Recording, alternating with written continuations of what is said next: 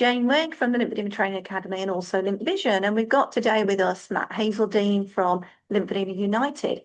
And we're going to talk about one of the other things that we don't say really. I wanted to focus a little bit on genital edema, not because Matt particularly has had any issues with genital edema, but because it's one of those things that Matt has the opportunity to talk to many men, and he's in a really unique position there. Genital edema is also for females, and it affects females in different ways to males, but we can still be prone to cellulitis, we can still be prone to those infections, and also the discomfort that it can bring both internally for females and externally in the scrotum for males. And so I just wanted to explore that a little bit with you first, Matt.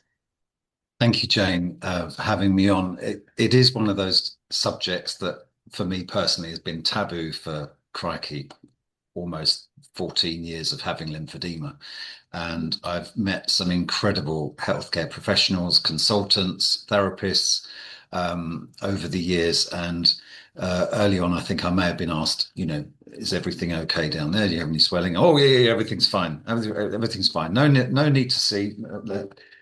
As the years rolled on, and you get more accustomed to your body and the lymphedema, especially with me as it's lower limb, there was always that slight nagging doubt in my mind whether it was spreading around the mons pubis, around the top of the other thigh.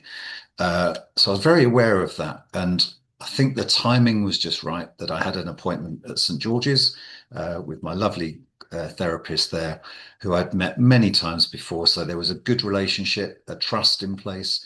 And she asked me the question, do you think you have any genital swelling? And I said, well, I don't know, but I suppose I should lead by example and get it checked out. So it was incredibly professional. It wasn't embarrassing at all. But I probably made a joke or two because that's how we deal with it, us fellas with humor, isn't it? And fortunately, there was no issue. But had there been an issue, I could have done something about it. And I think the sort of suffering in silence is a bit of an extremity, but going on thinking there's nothing wrong is quite, could be quite dangerous if you don't deal with it quickly. It could get worse, could get bigger, and therefore harder to repair, to rectify, to reduce the swelling. So I think if there's any doubt whatsoever, then talk to your clinician.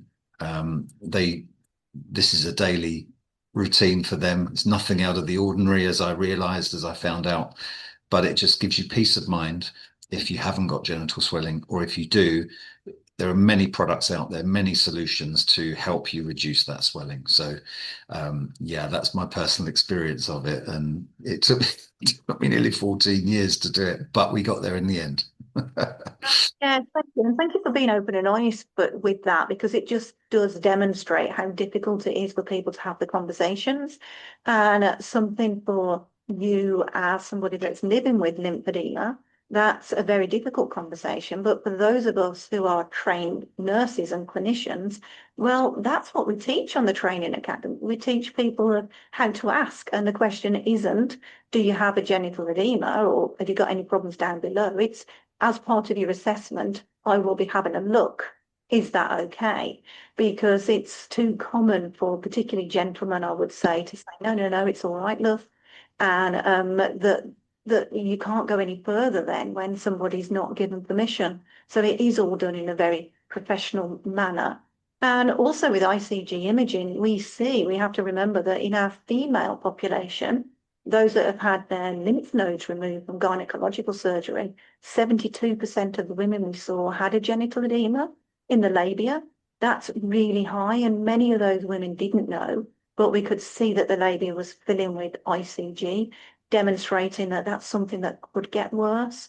So definitely as imaging, but part of assessment, even if imaging is not available to you, it's really important to try and get that checked. If anything feels uncomfortable, a little bit tight, male, female wise, any increased swelling to the suprapubis, the mons pubis, like you said, can all be signs. And I think sometimes men and women might think that they've got a little bit of incontinence, but it's actually that there's papillomatosis or lymphatic blisters that are starting to leak a little bit, and you may not be aware of them, and you think that you've got some urinary problems when actually it's lymph. So very important to be, again, brave and bold and ask the question if the nurse hasn't asked, if you've got any worries, but also for the nurses, the staff and the therapists to be asking the patients, because particularly when we think about lower limb lymphedema, sometimes nurses will bandage to the knee out in the wound care population and not even look above the thigh, and they're pushing all that fluid up. So there can be some hidden genital lymphedema also. So in that population as well, people at home not getting out, very important to be asking questions. And sitting down for a large chunk of the day as well, not moving. It's interesting because since opening up Lymphoedema United, I've spoken to many men, and it's not often talked about as openly, to be honest. There are a couple of men that spring to mind that are very happy to tell me about their situation with penile cancer, with amputation of their genitals, etc., and then lymphedema thereafter. What's quite notable is that on a group call, on my virtual meetups, there might be 6 women, 2 men. The 2 men are very quiet. And on a couple of occasions, they've actually messaged me privately, say, can we just do this on a one-to-one? Because ladies are more open to talk about their experiences, be it genital, breast, or whatever, whereas men, I think, are better on a smaller group or a one-to-one. So if you're listening to this and it affects you in any way, Jane and I are here to help. So do get in contact with me. My email's on the screen, I think. But yeah, be brave, have peace of mind, or know what's wrong and get something done about it. That's my advice on this one. Thank you. That's well summarised, and that we are here, and that there are some solutions for that type for treatment for genital edema as well. So get to somebody who's really experienced that can help you with that as well. So thank you so much for that. Thank you for your time today.